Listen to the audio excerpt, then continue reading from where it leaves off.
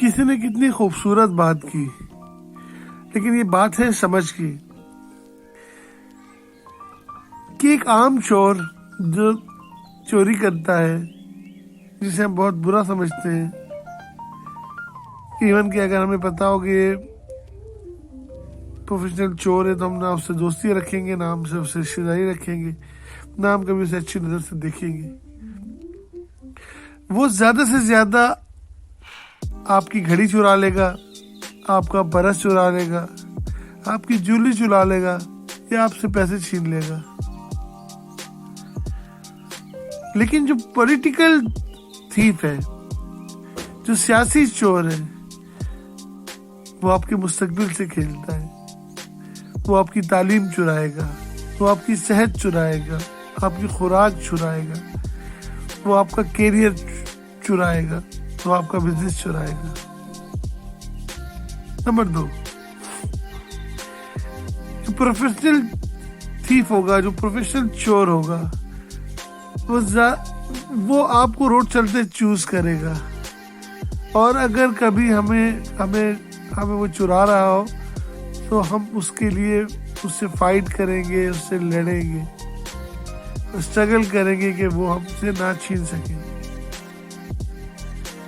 لیکن اس کے برعکس جو پولیٹیکل تھیف ہے، جو سیاسی چور ہے، اس کو لانے کے لیے ہم ایک دوسرے سے لڑیں گے۔ میں آپ سے لڑوں گا، آپ مجھ سے لڑیں گے، اور ہم ان چوروں کو اوپر لے کر آئیں گے، جبکہ ان چوروں کو یہ پتا بھی نہیں کہ ہم کون ہیں۔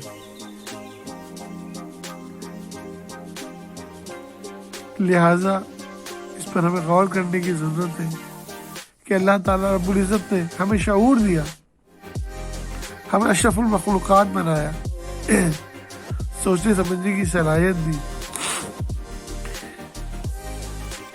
ہمارے سوچنے کا معیار کیا ہے؟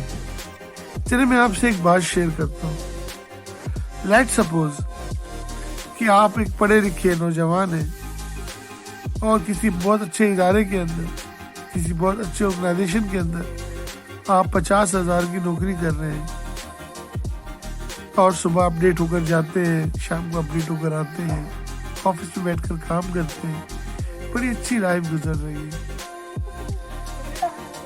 اچانک آپ کے والدین میں سے کوئی ایک آپ کو یہ کہتا ہے کہ بیٹا یہ نوکری چھوڑ دو اور گلی کے کونے پہ چھولے کی ریڑھی لگا لو، یا گولے گڈے کا ٹھیلا لگا لو،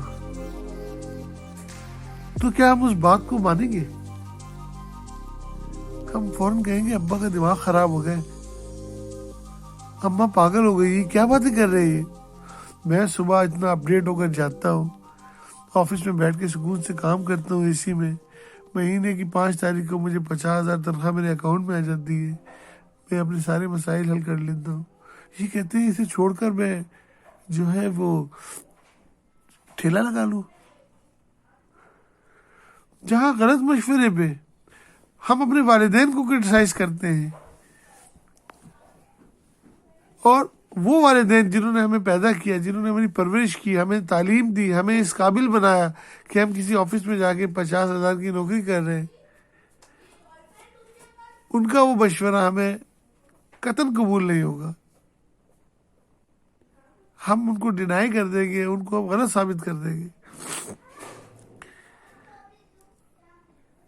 لیکن یہاں اگر ہم پولیٹیکل لوگوں میں چلے جائیں اور ہماری وابستگی کسی بھی پولیٹیکل پارٹی سے ہو، ایون کہ وہ غلط کر رہا ہو، ہمیں نظر آ رہا ہو کہ وہ کرپٹ ہے، ہمیں نظر آ رہا ہو کہ اس نے ہمارا ٹیکس کا پیسہ چرایا ہے، ہمیں نظر آ رہا ہو کہ اس کا خاندان دن بدن امیر ہوتا جا رہا ہے، اور میں اور میری جاننے والے اور میرے اہل و عیال اور میرے سراؤنڈنگ میں رہنے والے لوگ غریب سے غریب تر ہوتے جا رہے ہیں۔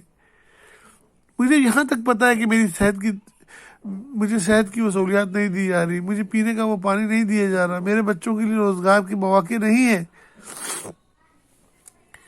اور وہ دن بدن فیکٹریوں کے، ملوں کے اور امپائرز کے مالک بنتے چلے جا رہے ہیں۔ اس کے باوجود ہم انہیں کرٹیسائز نہیں کرتے۔ تو سوچئے روز محشر کیا ہم اپنے اللہ کے حضور اس کا حساب دے سکیں گے؟ سوچیے، کیونکہ اللہ نے آپ کو اشرف المخلوق بنایا ہے۔ اللہ کے دیے ہوئے اسی نام سے فائدہ اٹھائیں اور ثابت کریں کہ اللہ نے اگر آپ کو چنا ہے تو واقعی آپ میں وہ قابلیت ہے۔ یقین جانیے، آپ اس بات کو ڈینائی نہیں کر سکتے کہ اللہ الحق ہے، اور جو حق ہوگا اسی کی جیت ہوگی، چاہے میرا فیصلہ کچھ بھی ہو۔ اگر ہم اللہ پہ یقین رکھتے ہیں اور اس بات کو مانتے ہیں کہ اللہ الحق ہے، تو یقیناً ہمیں حق کا ساتھ دینا چاہیے۔ نیک تمناؤں کے ساتھ آپ کا دوست عبد القادر، اسپین۔ السلام علیکم۔